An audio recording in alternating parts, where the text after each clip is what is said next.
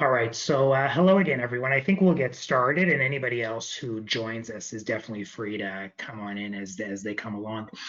So good afternoon, and thank you so much for joining us today. My name is Ryan Pistan, and I'm the Communications Manager here at the college. I'm joined by my colleagues Nancy Laris, she is the Acting Registrar, and Laura Thacker, our Director of Quality Assurance. And we're glad all of you could take the time out of your busy schedules to attend today's consultation webinar. So the purpose of this meeting today is to provide you with an overview of the college's draft council and committee competency profile. My colleague Laura will walk you through this document and explain why we're undertaking this project. We also have a few discussion questions for you at the end of the presentation. This is a bit of excuse me, I got tongue-tied there. This is a bit of a bigger group, so we ask that you keep yourselves on mute and please type in any questions you have for us in the chat box. The webinar is being recorded and we'll post a slide deck on our website following the presentation.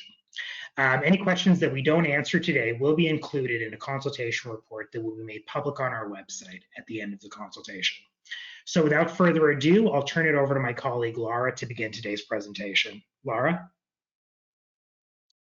Thank you, Ryan. Good afternoon, everyone. Thank you again for taking time out of your busy schedules to participate in this webinar. And perhaps, Nancy, if I can just get you to flip to the next slide.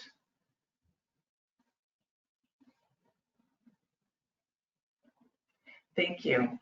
So why, some of you may be asking, has the college developed a draft competency profile for elected and appointed council and committee members? Well, health profession regulators like the College of Kinesiologists of Ontario exist to protect the public. There's been a great deal of attention on modernization of regulation in the past several years in terms of improvement of decision-making capacity by boards or councils. Canada is one of the last bastions of self-regulation in the world. All over the world, we're seeing major governance reform taking place. And one idea has been to establish sort of an independent oversight body, such as the UK's Professional Standards Authority. But in Ontario, many regulatory bodies are beginning to introduce changes to the way they govern themselves to better serve the interests of the public.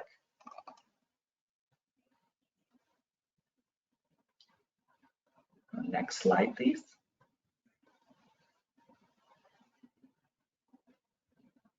Okay, so the Ontario Ministry of Health has recently released the College Performance Measurement Framework. This is the CPMF.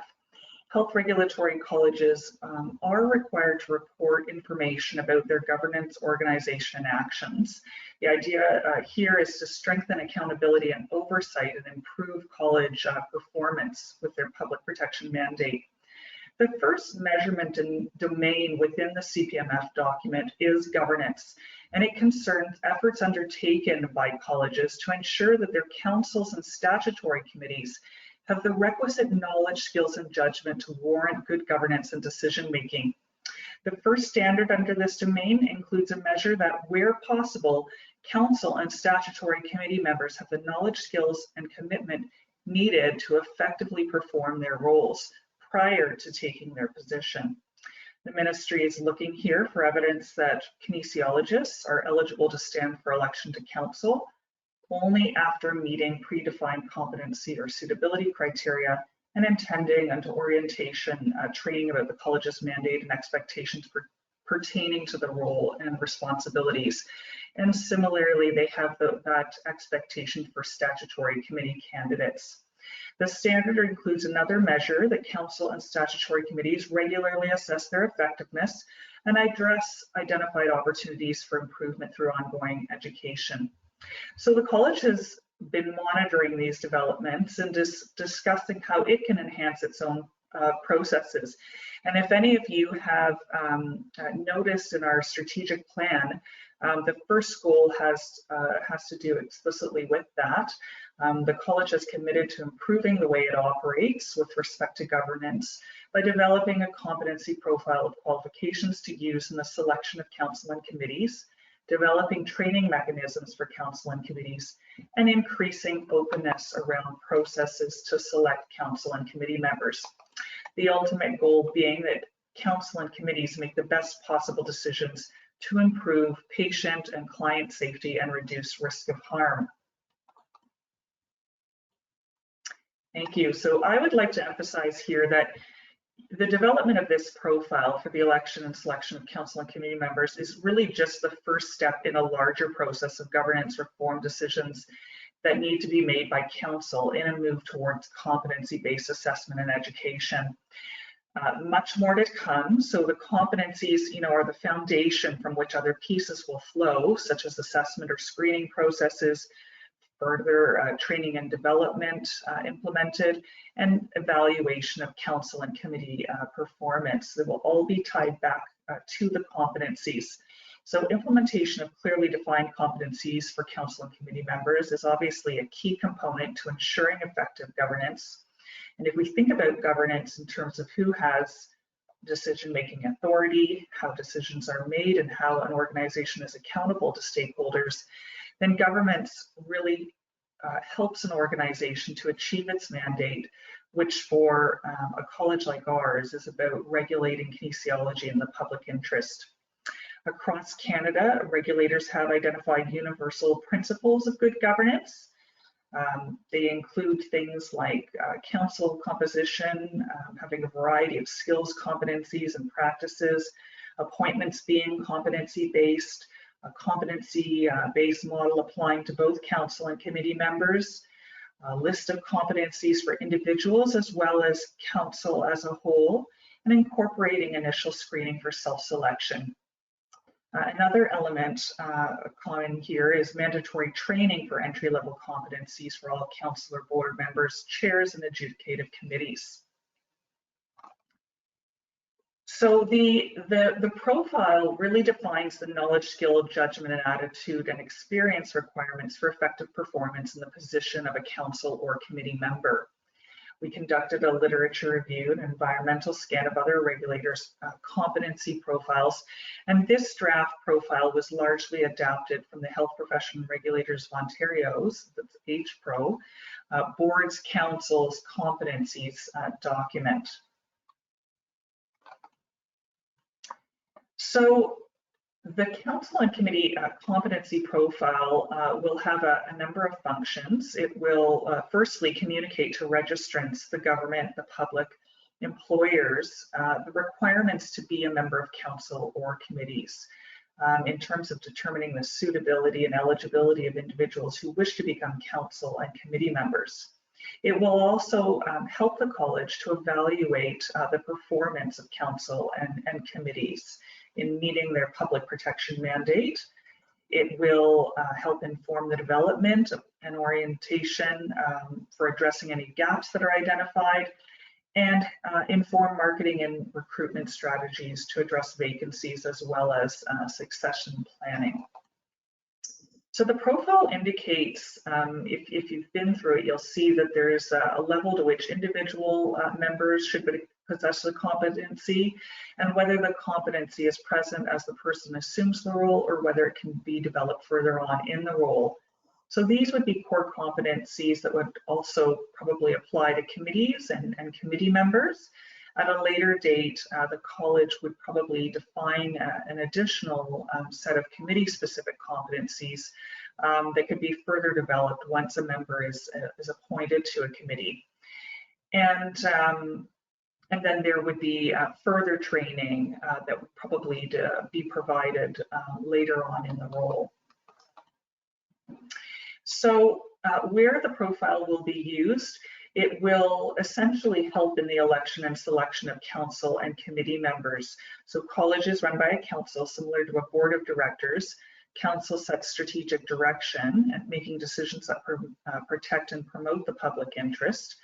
The college's council or board of directors is made up of 10 kinesiologists elected by their fellow kinesiologists, and 6 to 8 people appointed by the Ontario government to provide the public's perspective and protect the public interest. The college's committees are made up of council members and kinesiologists who apply every year to sit on the committees. So we call these non-council committee members or members at large. I think it's important to point out that It is not necessary for council and committee members to be proficient in all competencies. I think what is important and what the council is striving for is that the council will have the collective expertise and the competencies that are necessary to provide that oversight function and deliver strategic guidance to college staff.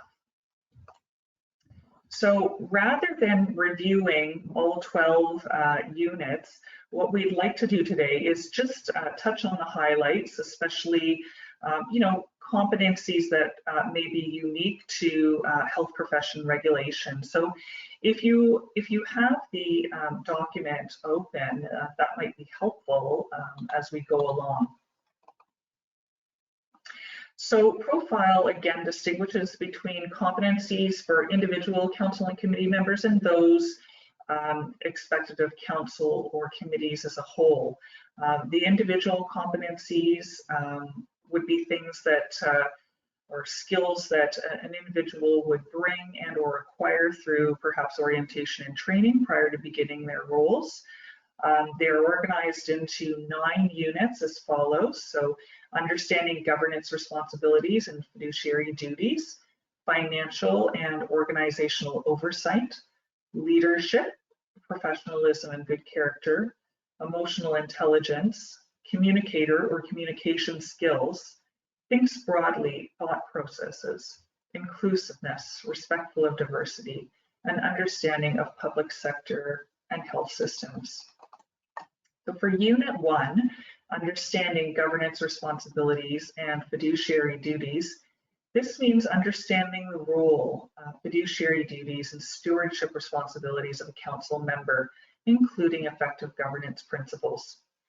It means council members have a commitment to the public and their right to safe, ethical care, demonstrated by an understanding and appreciation of and commitment to the public protection mandate and time required to execute the role effectively. So this includes understanding the roles of the council and committees and the role of individual council and committee members, understanding that council provides strategic direction and provides oversight and monitors the achievement of strategic goals of the organization and the organization's performance. It means understanding their legal and fiduciary responsibilities, including loyalty, good faith, trust, preparedness, and participation. So council and committee members must act honestly in the interest of the public. They are there to serve the public and not their own interests. It means understanding the concept of accountability, both individually and organizationally, and ensuring decisions are in the public interest. And it means understanding the meaning of conflict of interest and the importance of and process for declaring conflicts appropriately. So if we look at Unit 2, which focuses on financial and organizational oversight, council and committee members are expected to understand the concept of risk management.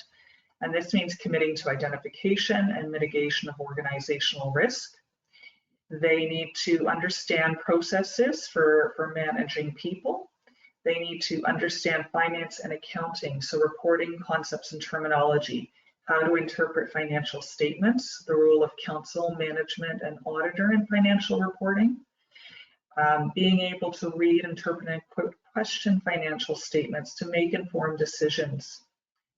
They need to understand the financial planning process of budget development and ensure that the college is governed within its budget allocation, that there are appropriate controls in place. So providing this oversight is a key role of council. If we move on to Unit 9, understanding of public sector and health systems, there needs to be an awareness of the complex system in which the college works, including stakeholders and the impact of college decisions on the public. Members need to be committed to serve the public of Ontario.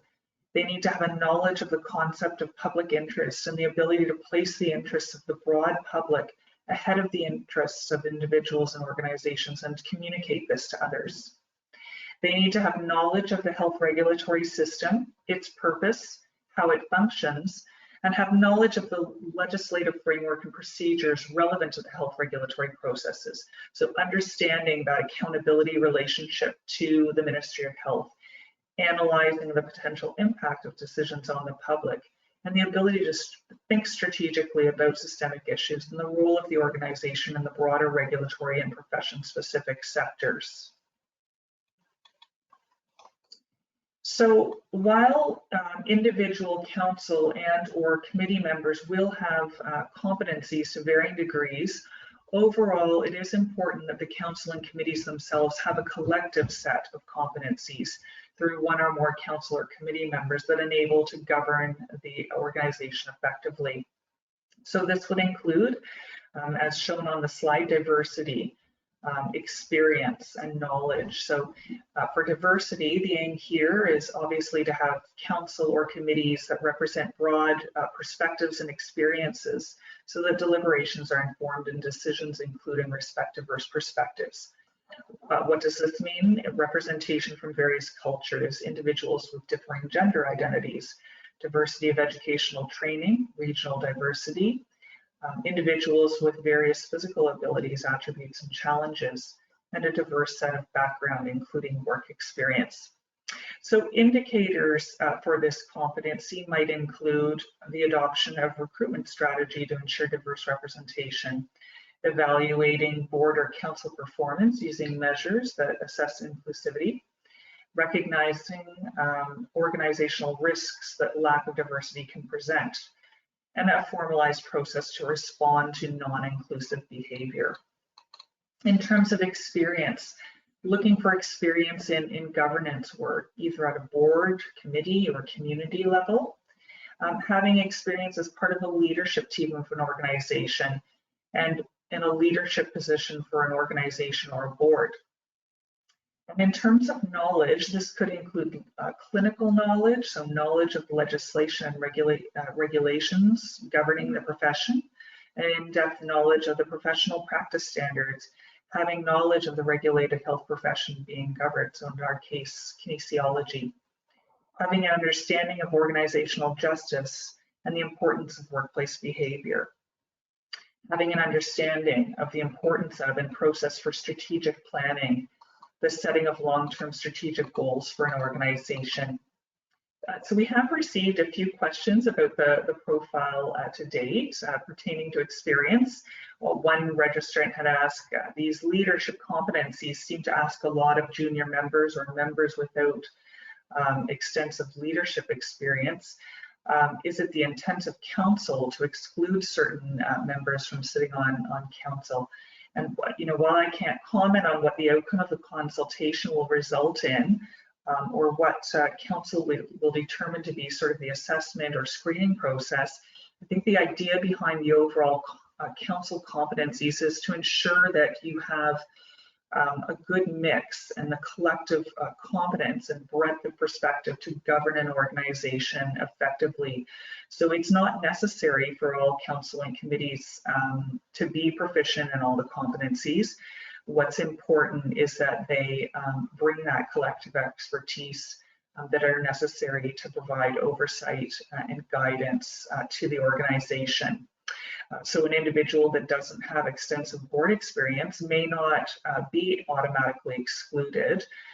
They may bring to the table other skills and perspectives. Having said that, certainly sitting on a health regulatory board or council is not just any old board. There are certain skill sets that are required from the outset in order to ensure that the college effectively fulfills the public protection mandate.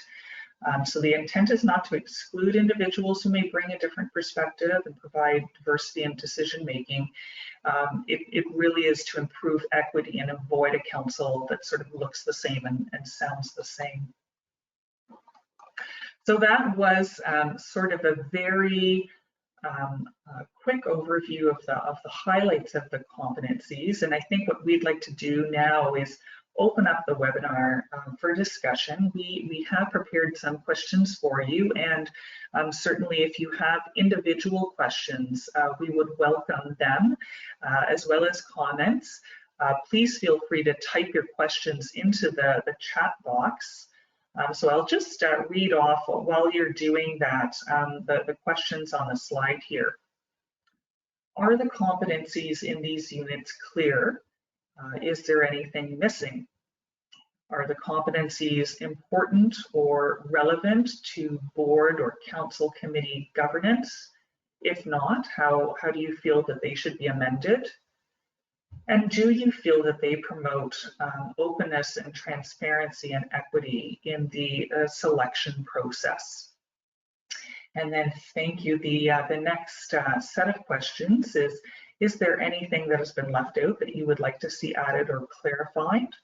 What do you think about the structure of the document? Is it clear? Is there a way we could make it more accessible to stakeholders?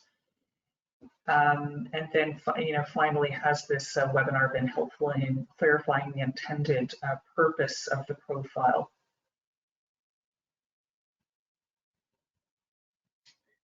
And so again, just a friendly reminder, you can type in those questions or comments in the chat box.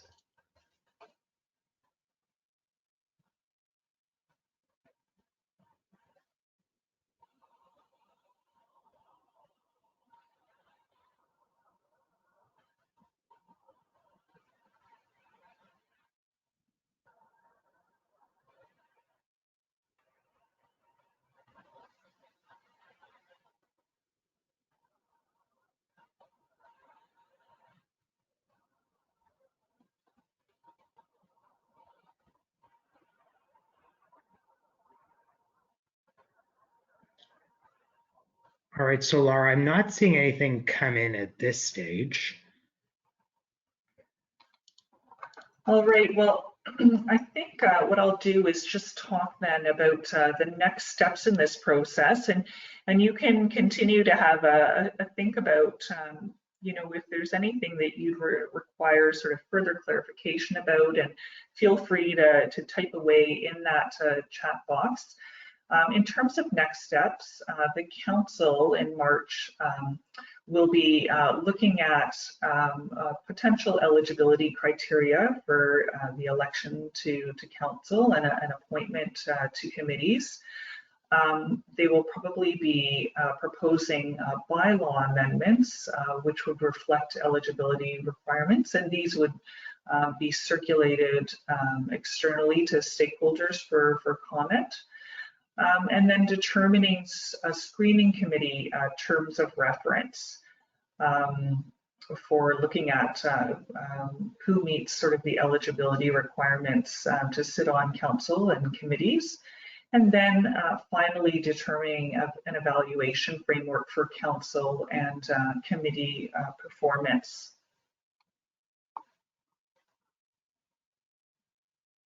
Do you see any comments or questions that have come in, Ryan?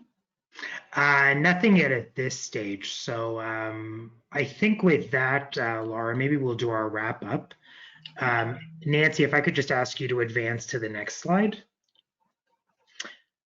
So again, just a friendly reminder that the consultation, i.e. the opportunity for you to provide your feedback, we're asking for everything to be submitted by Tuesday, February 16th. And there's a couple of ways that you can get in touch with us with any thoughts or comments that you may have. So first things first is you definitely can send an email to info@coko.ca. Or if you prefer, there also is an online survey available on our website. So that's just done through SurveyMonkey. And I believe there are 5 relatively straightforward questions. So those are definitely the 2 options for you to submit that feedback. So with no questions coming in at this stage, hopefully this made sense to everybody and this gave you a good overview. We look forward to receiving those comments from you, and I hope that everybody has a great rest of the afternoon and a great rest of the week. Thanks so much, everybody.